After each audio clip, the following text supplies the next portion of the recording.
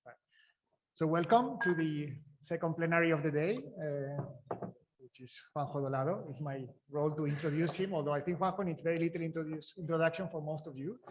Juanjo is professor of economics in the Universidad Carlos III de Madrid. He was PhD from the University of Oxford, and he had several positions, lecturer in the University of Oxford, chief economist of quantitative studies at the Bank of Spain, and professor of economics at the European University Institute, co-editor of many journals, president of the Spanish Economic Association, member of the Executive Council of the European Economic Association, Jaume I Prize of Economics, Vanguardia Prize, and also, lots of research, more than 100 refereed papers, published refereed papers, a lot of it on econometric theories and tools that are widely used. But also Juanjo likes to get dirty with the data and do the applied stuff, mostly on the labor economics. And if I want to have an overarching kind of title of his labor economics works, is that he's trying to fix the Spanish labor market for many years. It's taking a bit longer than we anticipated, but anyway, he keeps trying, and we appreciate it. And publications in all the relevant journals that you can think of. So today, Juanjo is going to speak about the UK experience with zero-hour contracts. These are fully flexible contracts, which both sides are employers and employees, can decide the number of hours. And it's been very controversial, and it's one of these issues where you hear policymakers, you hear agents talk, and there's very little structure and lots of noise.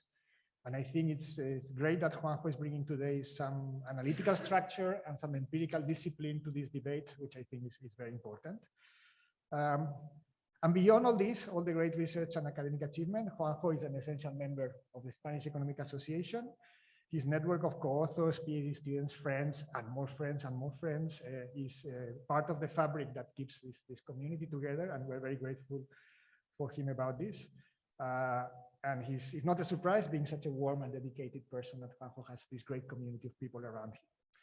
Not only this is evident to all of you, but I have proof, quantitative proof. REPEC network calculates an index of connectedness of co-authors and co-authors of co-authors. And Juanjo is up there with the top players of this game of being friends of friends that also have a lot of friends themselves. So I think this is great.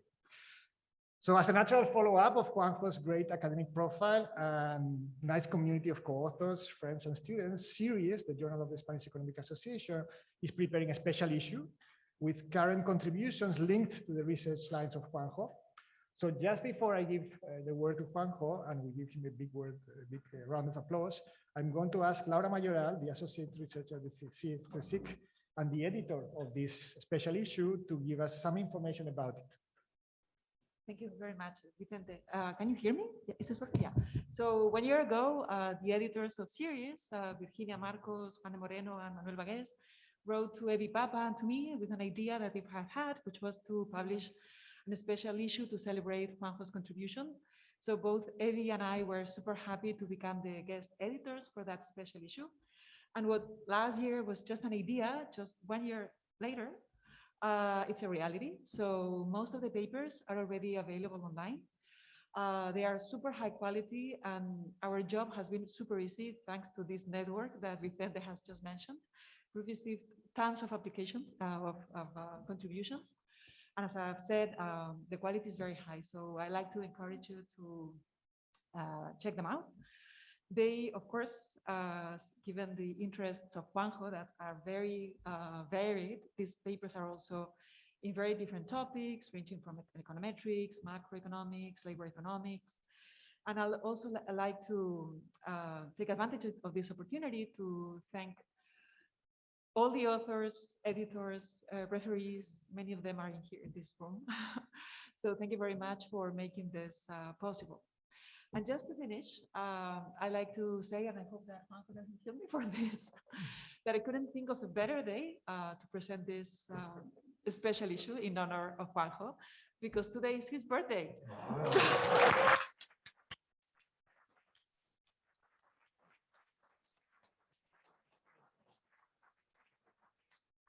So thank you so much, Juanjo, for being such an inspirational figure for all of us.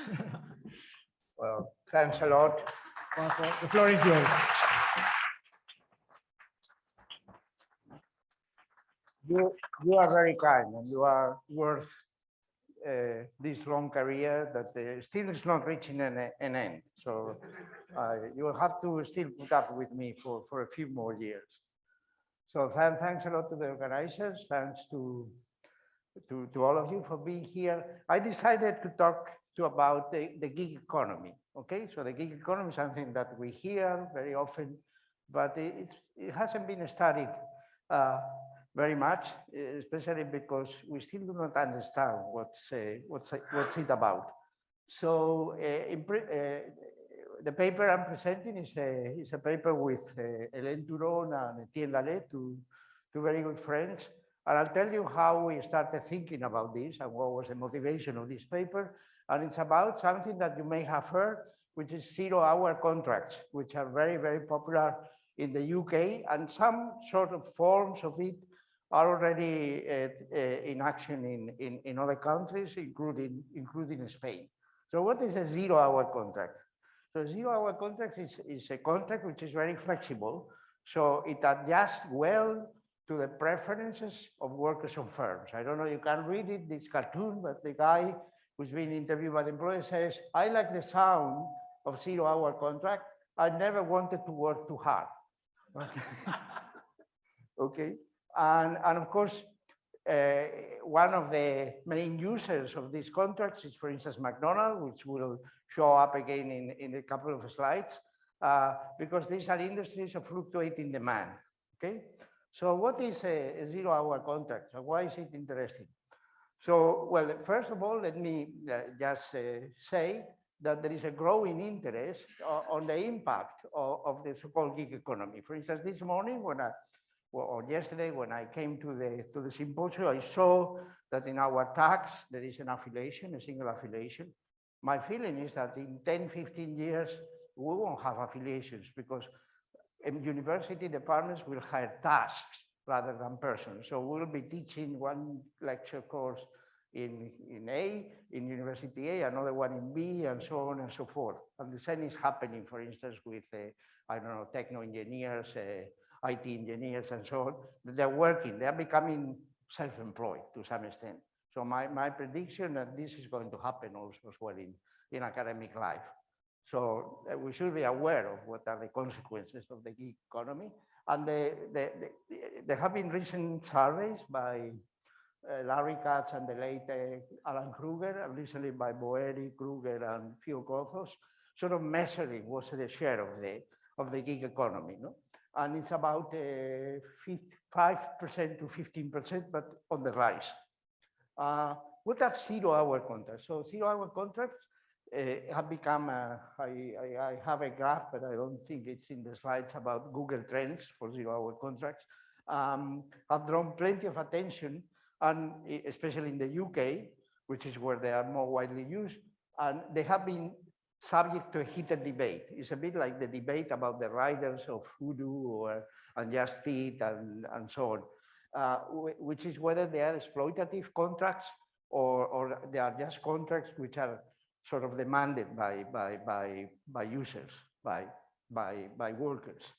So 0-hour contract, the keyword is zero, is a contract where the employees are not obliged to provide any minimum working hours. Okay, so zero is in the decision set. Okay, so think of a rider, although, and if they don't get any workload, but if they don't have to send any food or pizzas or whatever, they don't get paid. Okay, but importantly, they are not obliged, the worker is not obliged to accept any workload offer. Okay, so you can't turn down the offer. So that's why zero is both in the decision set of the firm and of the worker.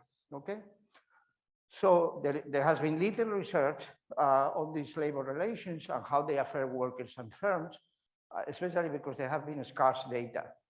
Data on gig economy contracts is only being collected sort of recently. So what is our goal here? Our goal here is to develop an equilibrium labor market where workers and firms are heterogeneous and they can create 0-hour contracts and other type of contracts. We are not thinking of a wide labor market where you are comparing sort of an open-ended contract for a rocket scientist with a 0-hour contract. We are going to focus on the low pay segment of the labor market, and we are going to compare sort of fixed term contracts or part-time contracts with a fixed number of hours with 0-hour contracts. So there is a lot of substitution between those, and I think this is the correct approach rather than taking the broader view of the overall labor market. So the key words is SAM is in the slang search and matching model, so there are going to be frictions in the labor market, and we want to assess the pros and cons of 0-hour contracts in the low pay. So we're going to focus on 4 effects. This is what we aim to measure, to gauge. The job creation effect, so how many jobs do 0-hour contracts provide to the labor market? Okay, if we basically think of the counterfactual of banning the 0-hour contracts, how many jobs would disappear? The second is the substitutions. How many jobs under 0-hour contracts could be replaced by sort of what we call regular contracts, the fixed hours contracts? Participation, how many people who do not work, think of students who can combine these 0-hour contracts with education, or think of semi-retired people who can do part-time jobs or 0-hour contracts together with join their pension, would stop participating if you ban 0-hour contracts. And finally, what are the sorting effects? What sort of firms create these jobs? What type of workers take these jobs? So this is our targets. So let me tell you exactly how we start thinking about it. I was visiting Bristol, where I'm a good friend of Elaine Turon, and I was visiting her, and then watching the news on the TV, 2017, we watched this news that McDonald's had announced that all its employees would be offered a choice between having a fixed hour employment contract and 0-hour contracts, which were the contracts that they had actually by the time. So the outcome, they provided this offer in 230 outlets in the UK, and the outcome of the voting among the workers was that only 20% of McDonald's employees chose to move to fixed hour contracts. So I got struck. I thought, well, these contracts sound to me like slavery contracts. So what's going on here? That's how I started to think about it.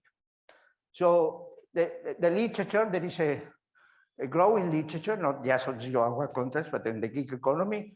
So, but there are not too many papers. It's still at a very early stage. So there are some papers which focus on rideshare, which is the Uber type of thing, as an insurance device. So a secondary job as a sort of insurance against potential productivity shocks in the main job. For instance, there is a very interesting paper by Alex Mas and Amanda Palais, where they compute the willingness to pay. So how much are people ready to pay to avoid schedules set by an employer on short notice? Okay, so you don't want, especially females, etc. You don't want too much uncertainty regarding the working schedule, and you compute the sort of compensating differential. Okay, how much are you ready to sacrifice in terms of wages to know for sure what's going to be your work schedule? Then there have been a few papers on search and matching. For instance, one sort of focusing again on compensating differential. These are observational papers. And then a couple of papers on random search, which I'll emphasize later on, was the difference with us. For instance, this one on casual work in Australia.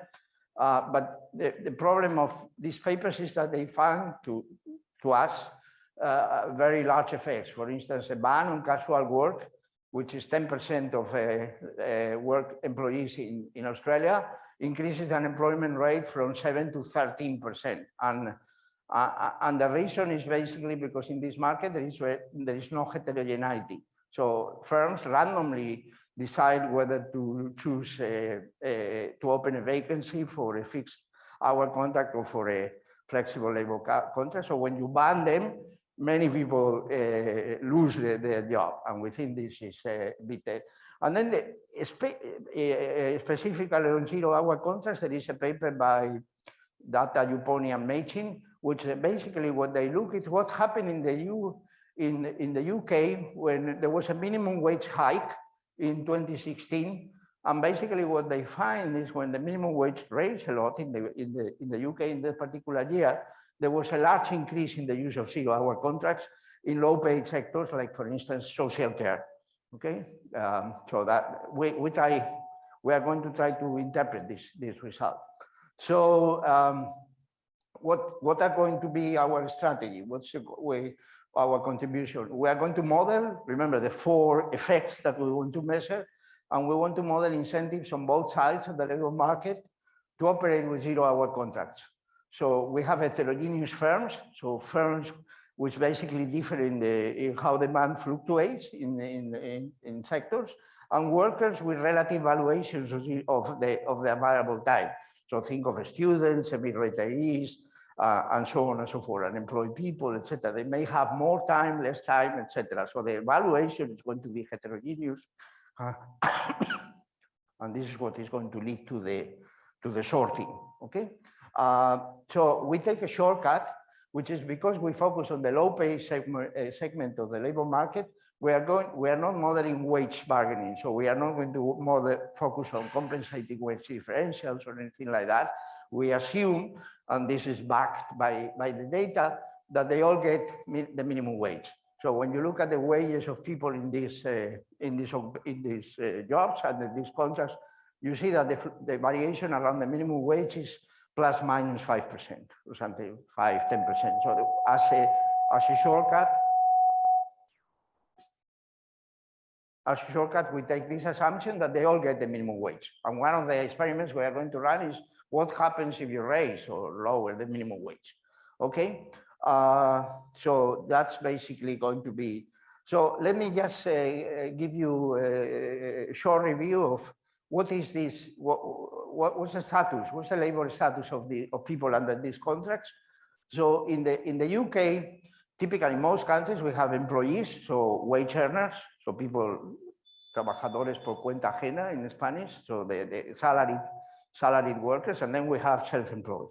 Well, this is an intermediate category, which is a bit confusing because it's called a worker category. In Spain, there is a category which are the self-employed who basically have 70% of their activity depending on a single customer or a single client. These are called trades, trabajadores autónomos dependientes. Okay, that would be this intermediate category. So they have quite a few rights. For instance, they receive pro rata holiday, statutory sick pay, automatic enrollment for pensions. Of course, they get the hourly minimum wage, but they basically don't get any severance pay when fired. Okay, so that's the difference with being an employee. Okay, but they have more rights than a contractor, a self-contractor, a self-employed person. So we know from the Spanish situation that there is all this fuss about whether these people should be employees or not, and there have been quite a few labor court decisions deciding that the firm establishes the schedule. Remember, in zero-hour contracts, the worker is entitled to decline the workload, so that's very different. And since the firm, despite having being a platform job, since they establish the schedule, the time schedule, the worker is an employee. And as I said, some of the very popular food delivery companies have had to close after the decisions. Okay, of course, in reality, reality might not adjust exactly to what the regulations say. Although if there is no obligation to work, but someone is punished for declining the offered job, so you turn down a couple of offers to deliver food, etc., then you don't get anything over the next 3 days or something like that, then of course a labor court may decide that you are an employee. Finally, in the UK, you have a like equivalent to the earned income tax credit. So you have a universal credit, which means that people can combine an employment benefit and part of the wages. So there is a taper rate, whereas an employment benefit goes down as your earnings exceed a certain scheme. So let me give you a few stylized facts. So the number of people under 0-hour contracts, you can see this is from 2000 to 2020. You can see that it's in the recovery after the Great Recession, around 2000 to 2012, they were marginal. Just to give you a figure, the workforce, the number of employed in the UK is 33 million. So 200,000 is basically nothing. But now it's been growing. So this is currently it's about 1 million people under 0-hour contract. So that's why it's getting popular in the political debate. So what is the low pay segment of the UK labor market? Is about 2 million people, which, as I said before, are paid about the minimum wage. 7% of employees. The unemployment rate in the UK is very low, 3.9% in 2000. But in the low paid segment is higher, so it's about 10%. So it's about 2.5 times higher. Well, to compute these stylized facts, we use the labor force survey, which follows individuals over 5 quarters. So there is a 20% replacement rate. So every 5 quarters, 1/5 of the sample is replaced by new households. We use, just to compute some statistics, 8 pool quarterly waves. So we have around 9,500 individuals, 1669 in the sample. 431 declare having a 0-hour contracts. I'm going to, because ZHC is too long, I'm going to call them set in what follows. So this is about 5% of the workers in our sample, which is not too different from the figure I showed you before. All the other contracts that we compare 0-hour contracts with, it's contracts which are below the full-time. Okay, the full-time one, we think there is not a lot of substitution. Somebody who wants to work full-time is not going to look for a 0-hour contract. So we look at part-time, flexi-time, annualized hour contracts, temp-time working, etc. And we are going to call these regular contracts, or R, so set versus R, okay? So for instance, if you look at age, this is the distribution of people under 0-hour contracts by age. You see that there are quite a few youth, okay? These are the students, okay, doing sort of extra jobs at the same time they study. Remember, these contracts are very suitable for them because if they have exams, they will turn down any workload, or if they have to do a homework or with that.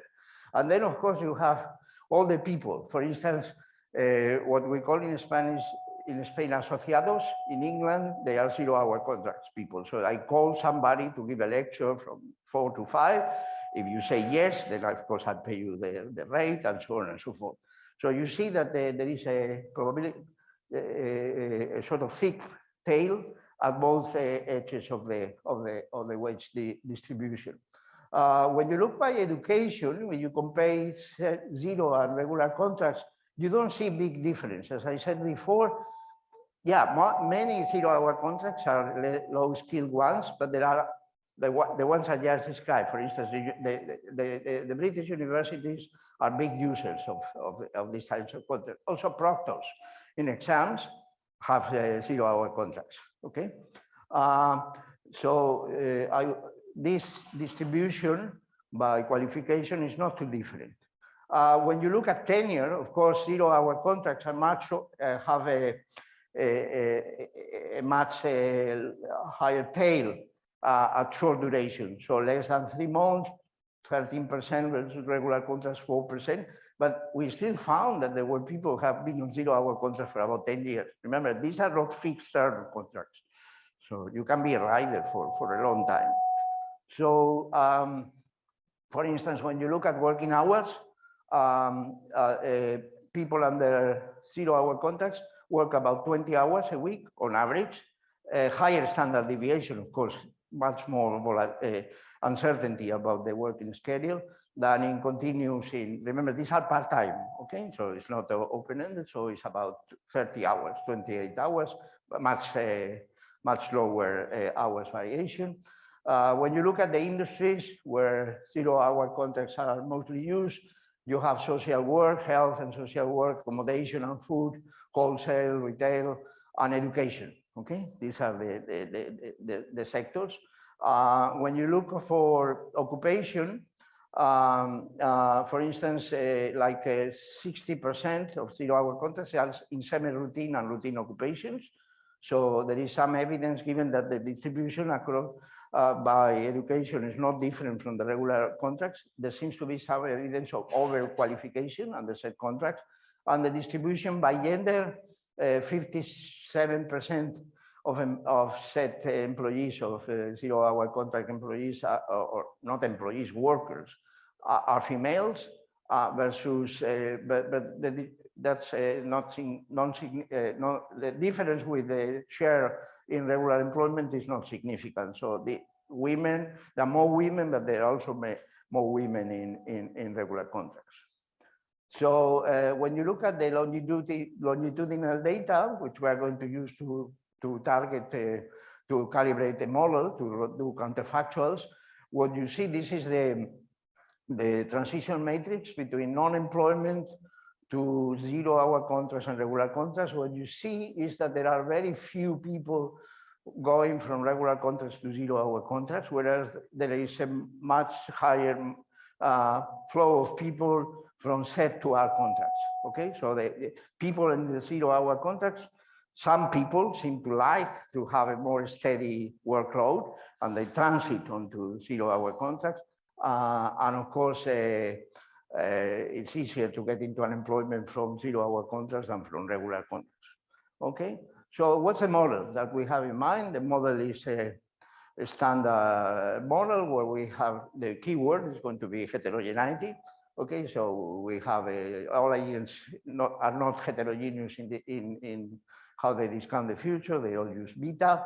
We have a minimum wage labor market. So we are not going to model wages. All wages are equal. It's the minimum wage. Okay, and the firm choose the type of job to create at the point of advertising. So the firms pay, as you will see in a moment, have to pay a cost, and then they draw whether they want, the choice of whether they want to create a 0-hour contracts or regular content, depending, which is going to depend on how much does demand fluctuate in the sector where they operate. Okay, search is random, and the contact rates of workers with vacancies of either type reflect the relative number of vacancies. There is on the job search, as you saw before in the table of the transition table, the table of transition rates, there are people moving from set to R, very few people moving from R to set. So what we are going to assume that there is on the job search in this model. So when employed workers, which have a search intensity X, so compared to the unemployed. So here we have two types of job seekers, those who are on the job and want to improve according to their preference, and those who are unemployed.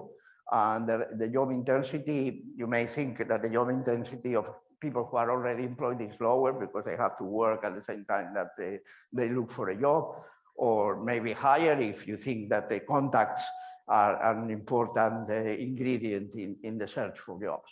Okay, we are not going to model a job distraction, so it's an exogenous job distraction across type rates, types of jobs. Remember, jobs under regular contracts are protected by severance payment, so the job distraction may be slightly different than under set contracts.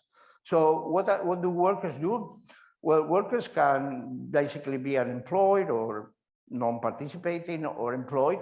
So if they are in regular contracts, the hours of work are fixed by the firm.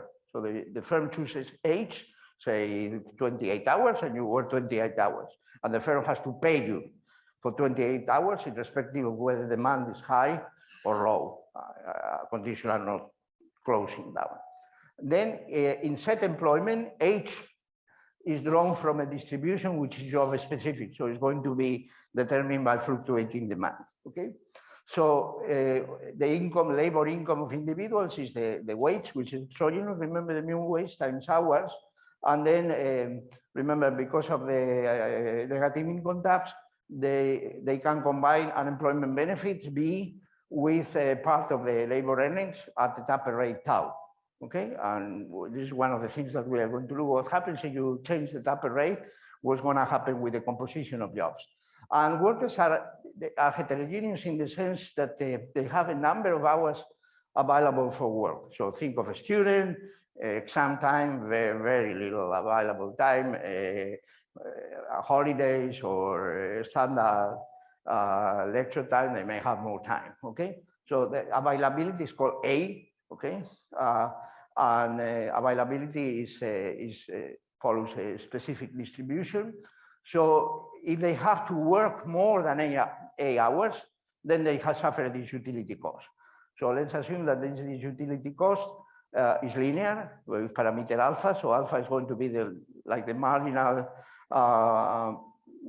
propensity, marginal willingness to pay if I want to avoid working one more hour than what I have available. Okay, available means that I would prefer to work 8 hours, but circumstances may make me accept a higher or a higher number. So the individuals, of course, are risk averse, okay, because there is risk, there are fluctuations in demand. So here they have INC is the income, which is defined as before, and this is the standard CRRA utility function, and this is the utility of work. So remember, individuals differ in alpha. Okay. Now, how are we going to model the sorting? So we basically think of 4 types of workers. So these are the workers whose value, W stands as the asset value of a worker, under a regular contract is the best choice. So inequality here means prefer. So they prefer to work in a regular contract than in a 0-hour contract than in unemployment, than being unemployment. So these type 1 workers are what we call highly attached. So because they are basically, if they lose the job in 0-hour contracts, they may accept a regular contract, sorry, they may accept 0-hour contracts. So the least preferred option is to be unemployed. So this is the highly attached workers. Then for instance, type 2 are the ones that would prefer, these are the students, the early retirees, and some other workers who either work on 0-hour contracts or nothing, or none at all. So they would, the second choice is unemployment. So for instance, when 0-hour contracts are banned, as we will do in our counterfactual, these guys are gonna get into unemployment, okay? And then of course, there may be other possibilities. For instance, type 3 are the ones who prefer regular contracts or nothing. And type 4 are the ones similar to type 1, but the best choice is 0-hour contracts. So we have, let's focus on the first 2 types because those are the ones which are going to be more relevant in the calibration. Type 1 workers are what we call highly attached workers, and type 2 workers are the ones that we call less attached, because if they lose the job there, they go to unemployment, right? So these are going to be the 2 key types. Furthermore, for type 2 workers and also for type 3 workers, we also model the possibility that there is a quit for personal reasons. Remember, these guys, if they lose the job, they may enter unemployment, but they may also have shocks in their life. I don't know, they have a kid, and then of course they may prefer to be at home and so on. So this quit is going to be important for the participation effect that we want to measure, how many people enter the labor force. And it's going to depend negatively on unemployment. So the idea is that you quit less when unemployment is high, okay? So what about firms? Firms basically produce output, which is productivity. P is productivity times hours. And the hours come from a wage distribution. So you think of demand, this is the number of customers or whatever, and this is a fluctuating thing with a distribution H, okay? And then if the firm deviates from the orders, from the optimal orders, they incur a convex cost. So they incur, say, if you don't match demand, then there's a reputation cost. If you produce too much, then there may be a cost of storing the output and so on.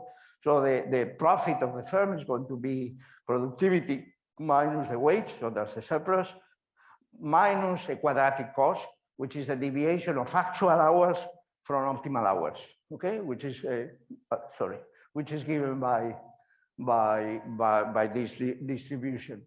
So firms can post 0-hour contracts, in which case the hours, by definition, because it's flexible, flexible hours match the optimal hours, the ones determined exogenously by the output demand, and another contracts which guarantees a fixed number of hours, but the firm is going to incur a cost.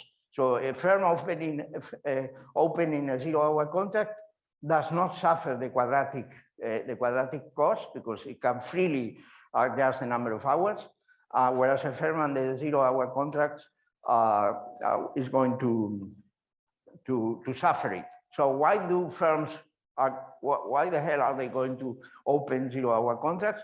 Remember, because of the workers are risk averse. So when some of them, as you saw before, they will try to transit from 0-hour contract to regular contracts, which offer them a steadier flow of income, right? So the trade-off in this model is this steady flow versus a higher, more profits for firm under 0-hour contracts, but more turnover. And if there is some training cost or cost of opening a vacancy, that's costly for them.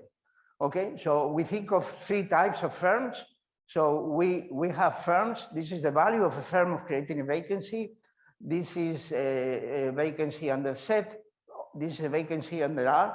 So this is what we call creating firms, and we use the subscript C. So basically, these firms either create 0-hour contracts or nothing. Okay, so this is the firms that have high fluctuation in demand, like the universities with adjuncts or with proctors, etc., or nothing. Okay. The second one, so these are the firms, for instance, if we ban 0-hour contracts, these firms are going to disappear, right? Because it's not profitable for them to open regular contracts. Then the switching firms with the subscript S are those firms that prefer to open 0-hour contracts, but they remain profitable under a regular contract. So when you ban 0-hour contracts, these firms are going to switch workers from a 0-hour contracts to a regular contract. Okay, so these are firms where we can see the substitution effect. If we ban 0-hour contracts, how many more regular contracts are going to be in the economy? And finally, what we call the remaining firms are firms which prefer to open a regular contract, a regular vacancy. And therefore, if you ban 0-hour contracts, these firms will not change because they were offering, of course, 0-hour contracts. Okay, they were offering regular contracts. So then you have this is the number of job seekers. So this is tightness. You have vacancies.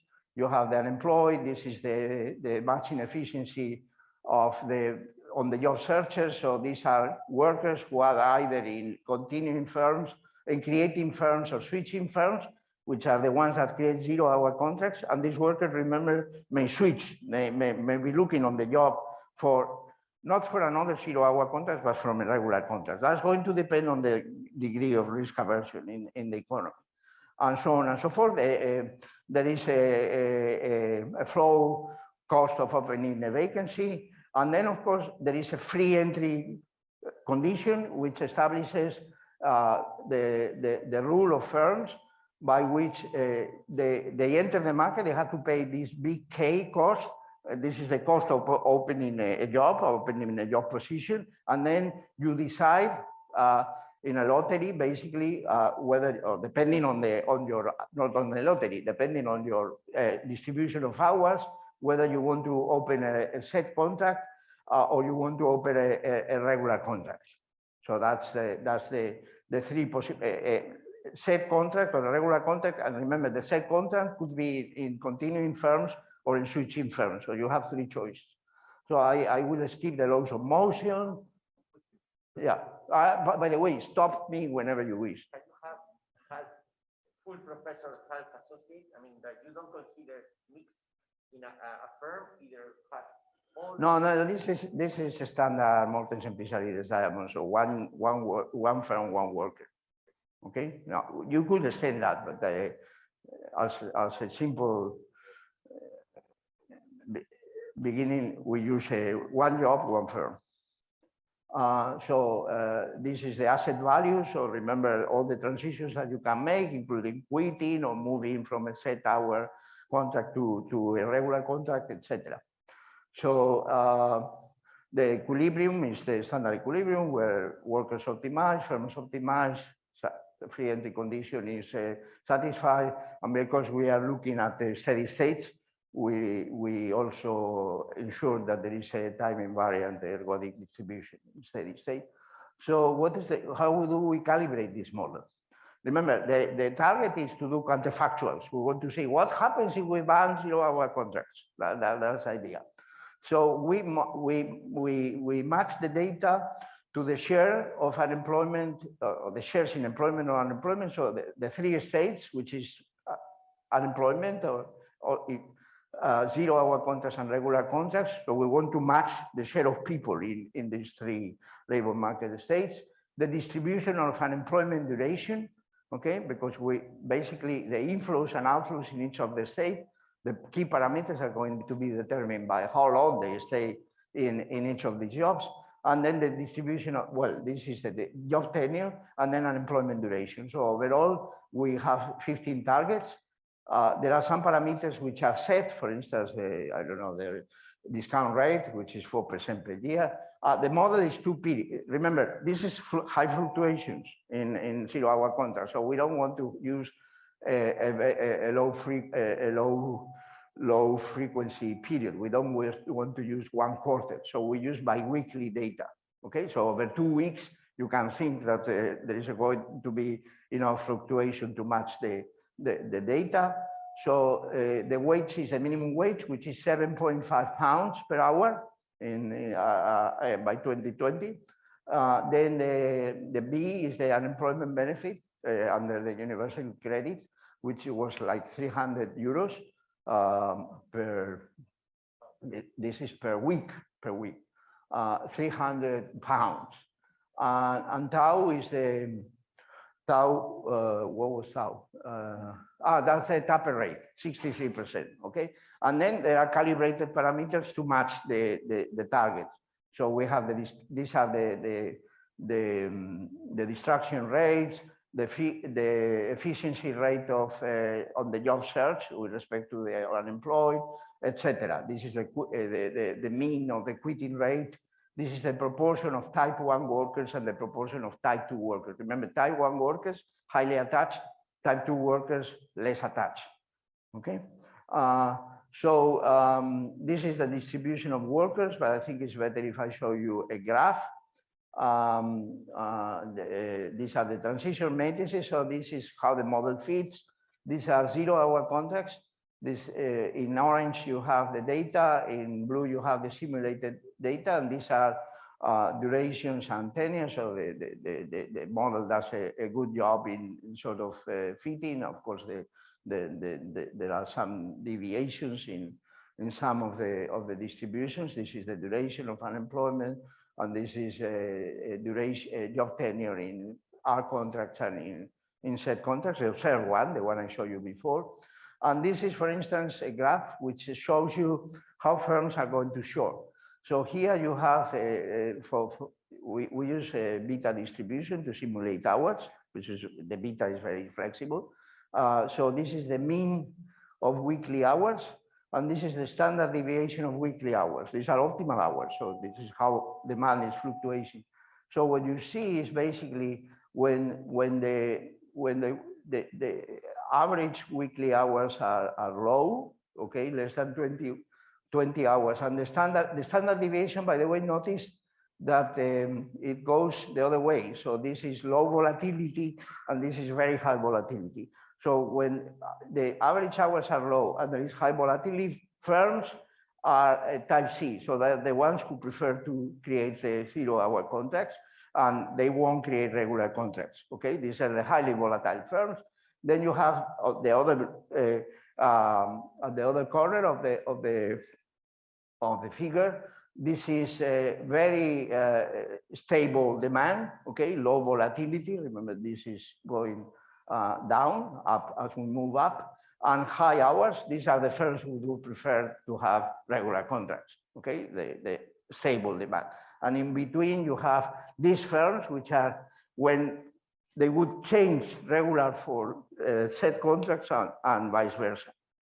So, for instance, this is how the workers sort. So, for instance, here what you have, we compute the marginal willingness to pay for each worker depending on the availability of time. So remember, this is what distinguishes what makes workers heterogeneous.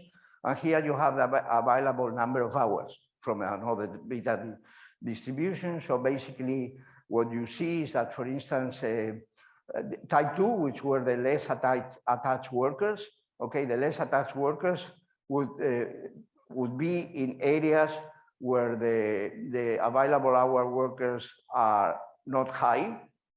And then, of course, they are going to be concerned about working extra hours. The higher is the availability of time, okay, then the lower value will have an extra hour of work.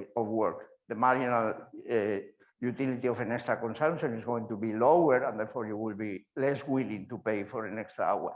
So that's, you see in these planes how firms and workers sort themselves.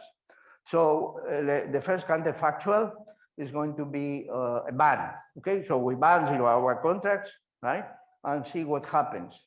So this is the baseline with the calibrated parameters. Remember, the unemployment rate I told you before in the low pay segment is about 10%.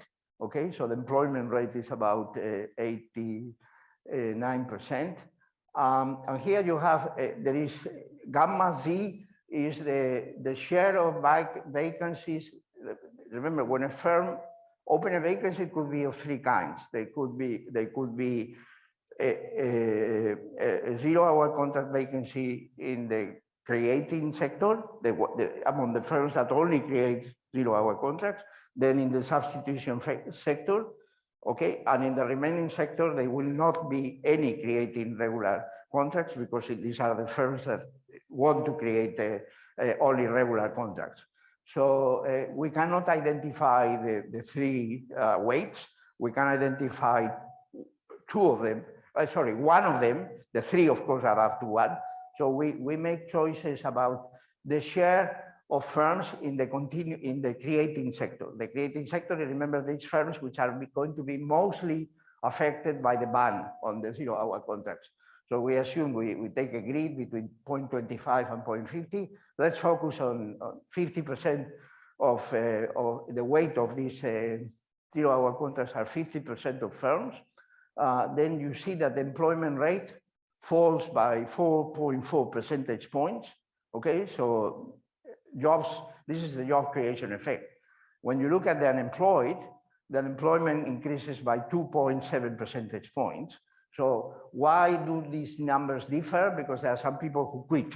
Okay, they are quitting. And as unemployment increases, people are going to quit less than before, but still are people who are becoming inactive. So this is the job participation effect. That is, people that if you ban 0-hour contracts, they won't be searching for a job or in a job. And then finally, you see the substitution effect.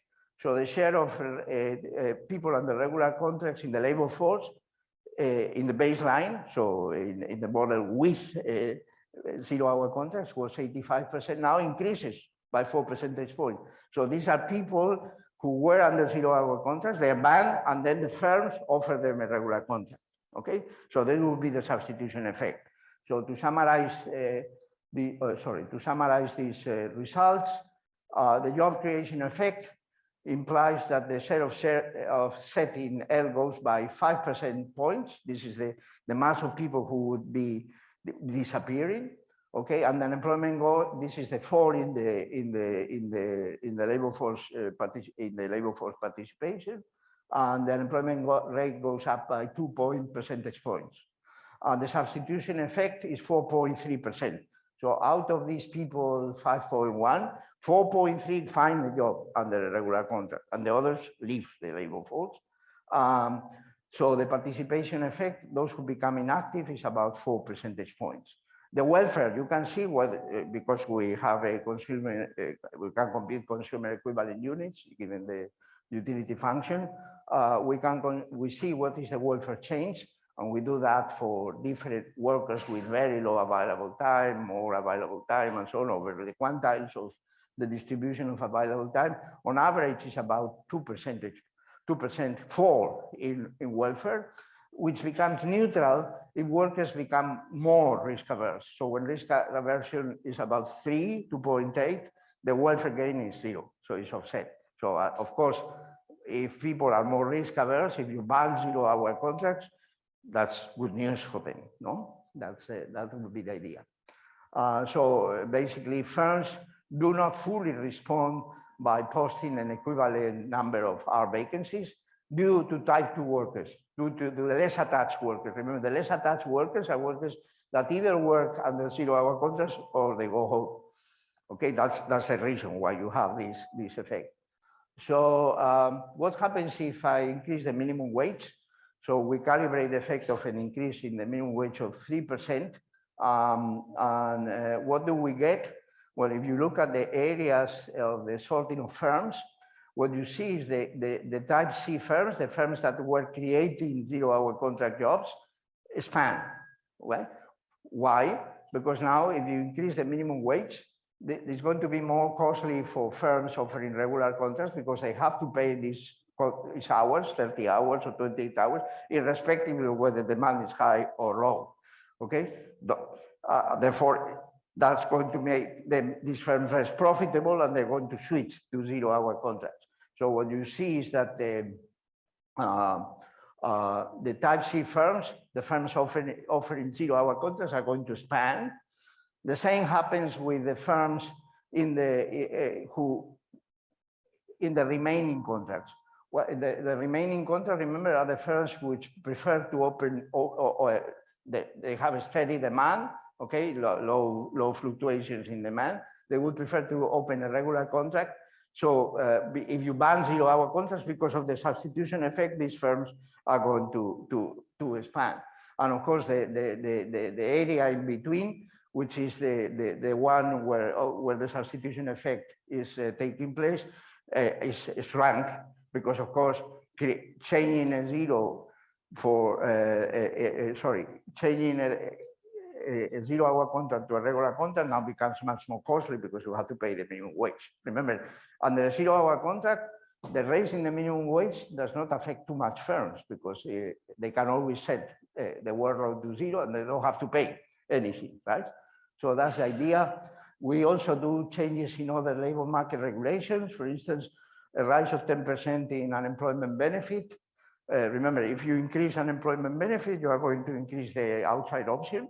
And of course, for firms opening regular jobs, that's going to be more costly than for firms under 0-hour contracts. So you will see a higher share of 0-hour contracts. If you reduce the taper rate, so the amount of labor earnings that you can keep while combined with unemployment benefits, then of course you have a lower share of 0-hour contracts, because remember, in 0-hour contracts, you can combine them with unemployment benefits. So now if the unemployment benefits are less generous, you may decide to wait longer to get a regular job rather than combining it as a secondary job. So the insurance device falls.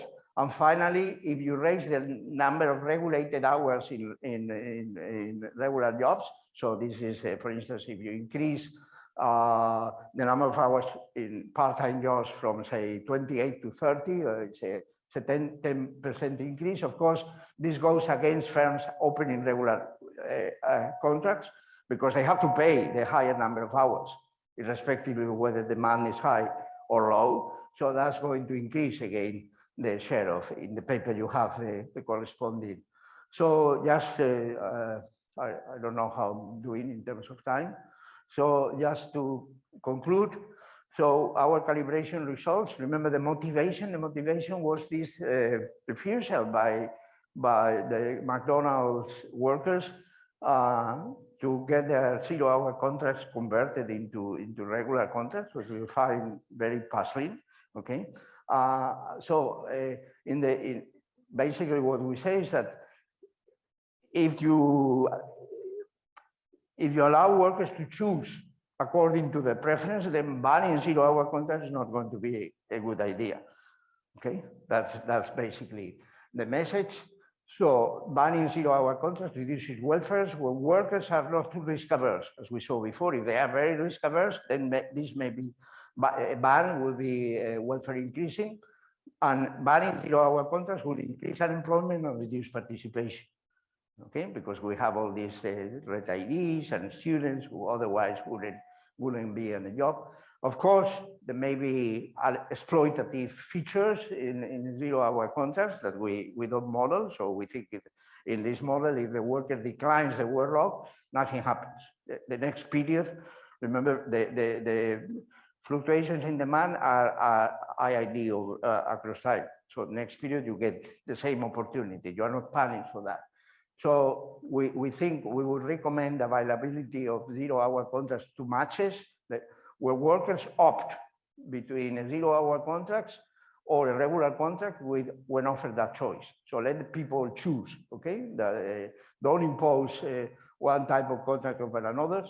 Also, I think it's much more likely if you want to target specific sectors, then of course workers in small firms with high volatility of orders and require working hours. This is the sectors or the type of firms where you would really want to allow for 0-hour contracts. So thanks a lot. Enjoy the rest of SAEe, and hope you find this gig economy thing is becoming really important, and I think we should start looking at it in detail. Thank you very much.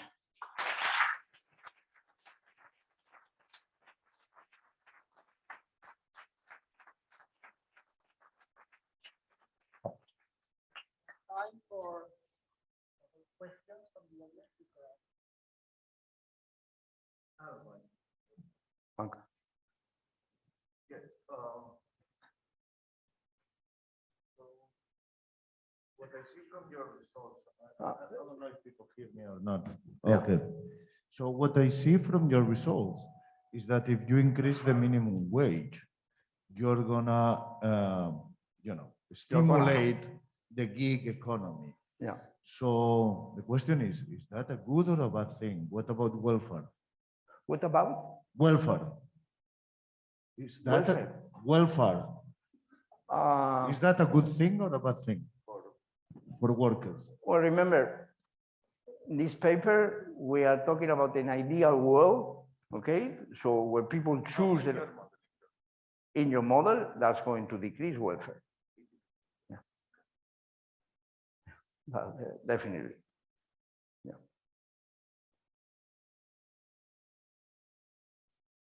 But remember, it's the same. Let me add something which is unrelated.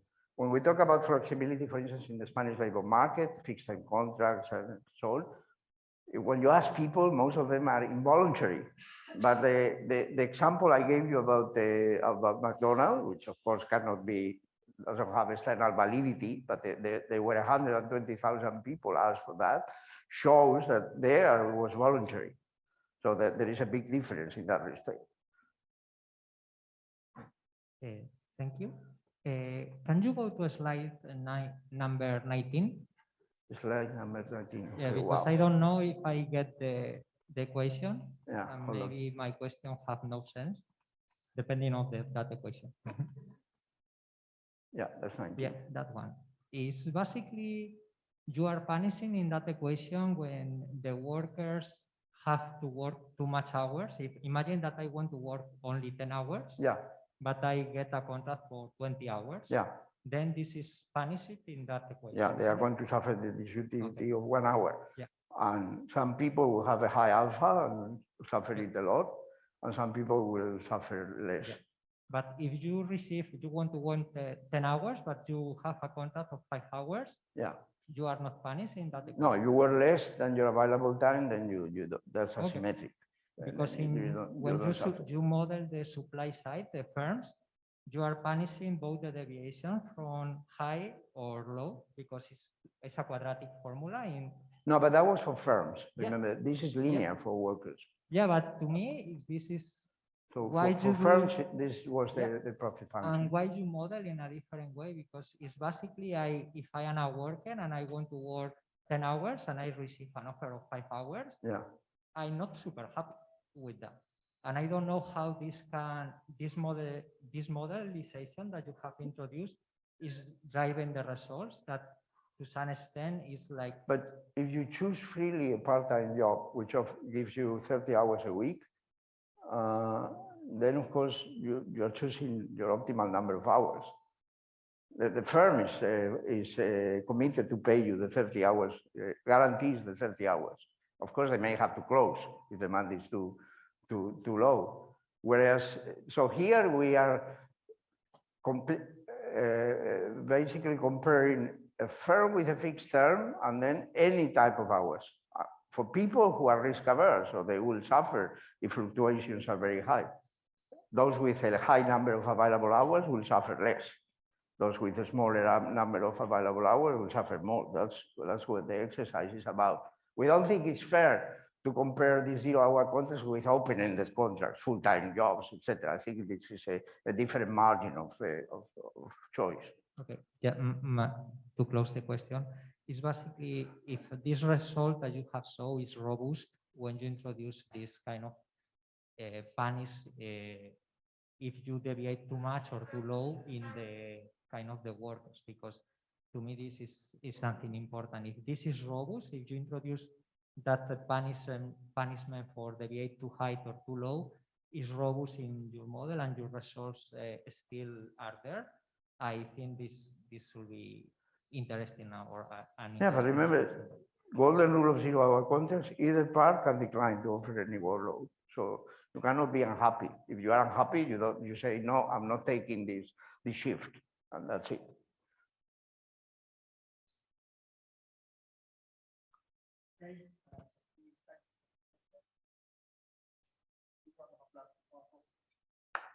Thank you.